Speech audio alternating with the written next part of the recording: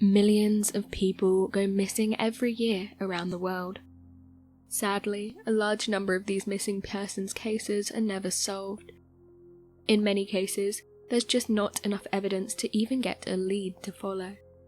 So today, here at Unexplained Mysteries, we'll be taking a look at 3 mysterious disappearances.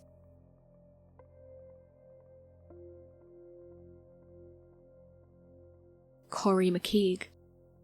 23-year-old Corrie McKeague was having a fun night out with some friends on September 24th, 2016, in Berry Street, Edmonds in Suffolk, England.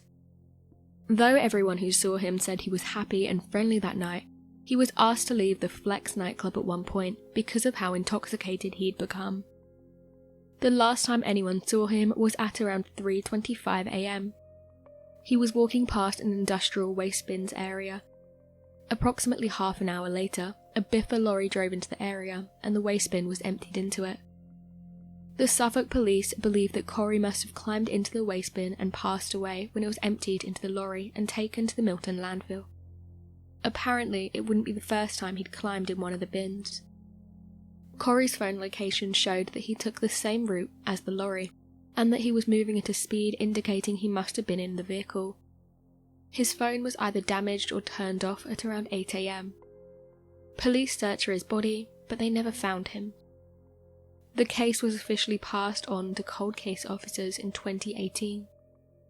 Officers showed Corrie's mother, Nicola, surveillance footage from that night. While looking through photos, she saw one that she believed was Corrie, taken after he supposedly passed away.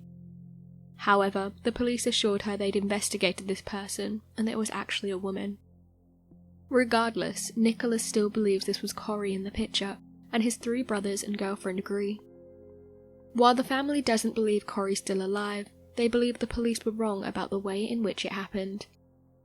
His mother believes he must have gotten into trouble on his way back to his base at RAF Honington, where he was an airman. 2 different accounts were reported later on.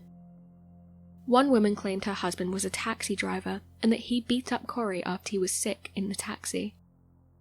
The woman said her husband left him in a bad way and could have passed away. Later, someone claimed their friend admitted to trying to rob Corrie. This person said things went wrong and they put Corrie in the bin. Police were never able to prove either story actually happened. Corrie's family, including his girlfriend, who gave birth to his child a few months after he disappeared, have been searching for answers ever since that night. Trevor Hadley. 22-year-old Trevor Hadley went to a work party at Buck Whaley's nightclub and didn't leave until around 3:30 a.m. on December 8, 2000. Instead of going straight back home, he walked to his office at the Bank of Ireland Asset Management. Surveillance footage showed a man standing alone outside the bank at 2:59 a.m. This man spoke with Trevor before he went inside. Trevor left his office around 4 a.m. and called a friend a few minutes later. He left a voicemail telling him that he was on his way home and that he would talk to him the next day. At 4:41 a.m, surveillance footage shows the same man following Trevor on the sidewalk.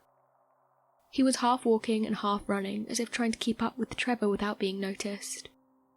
Soon, Trevor walked off the sidewalk and was never seen again.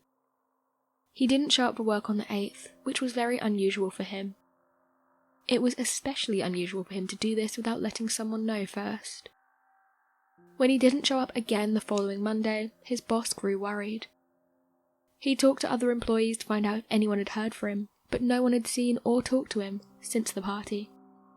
He alerted human resources since they realised something probably wasn't right. The main theory is that Trevor's life was taken by someone else. In 2017, investigators were informed that Trevor was taken to a house and held at gunpoint to scare him. The person holding the gun apparently shot him by accident. The person who supposedly took Trevor's life put his body into a drain, but it was never found. According to this witness, the individual was a known criminal who'd been involved in gang activity. 2 years later, a new witness came forward and shared this same information. Police considered this witness to be reliable and highly significant because his story backed up the first story. While the exchange between Trevor and the man at the bank that night seemed random, investigators believe there's a chance the man could have been waiting for him. However, he could have been waiting for any employee to show up. If this man was the criminal in question, he might have been looking for a way into the bank. Unfortunately, even 20 years later, no one truly knows what happened to Trevor Hadley. Investigators were never able to find his body or any other evidence that would point them in the right direction.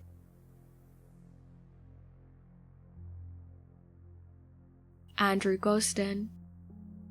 On September 14th, 2007, the Goldstein family was having a typical morning at home. Everything was normal, other than the fact that 14-year-old Andrew had trouble waking up and seemed irritable. His mother, Glenys, found this unusual, but assumed that he was just being a typical teenager. Andrew left the house at 8:05 that morning to head towards the bus stop to go to school, but he didn't get on the bus. Instead, he went to a cash machine and withdrew £200. He then waited at the park for his parents and sister to leave the house.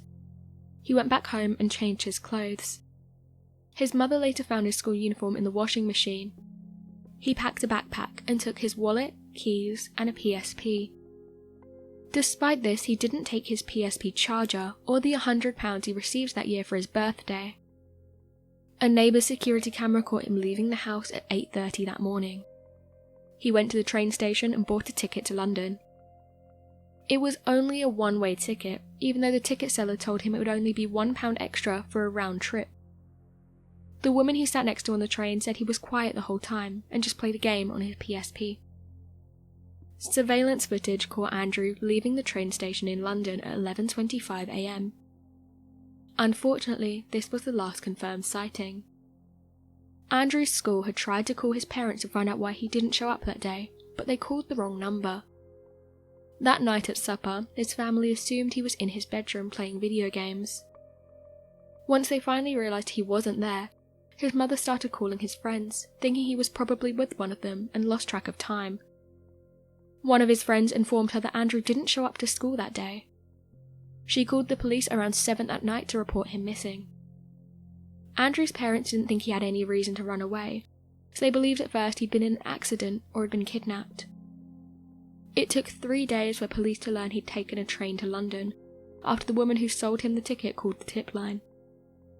It wasn't until 3 weeks later that they found the footage of him leaving the train station. His family thought it was unlikely that he'd left to meet someone in London.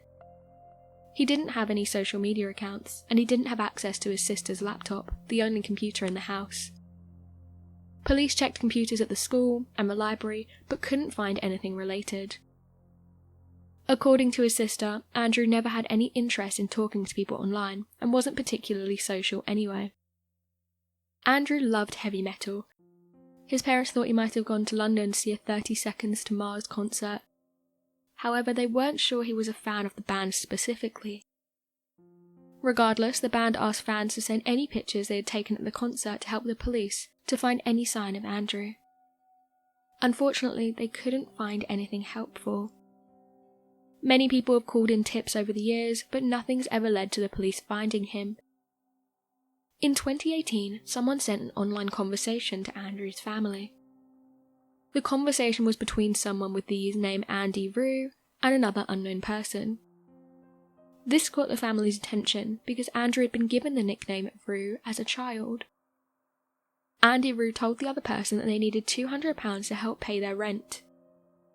The person offered to send money, but they said they didn't have a bank account because they'd left home and they were only 14. Unfortunately, this couldn't help the police find him either. They concluded it was either not really Andrew or that he was only in that location temporarily. To this day, no one knows what happened to him. So what do you make of these mysterious disappearances? Be sure to let us know your thoughts in the comment section below and help us by growing this community whilst working to solve these unexplained mysteries. Thank you for watching, and don't forget to subscribe for more videos.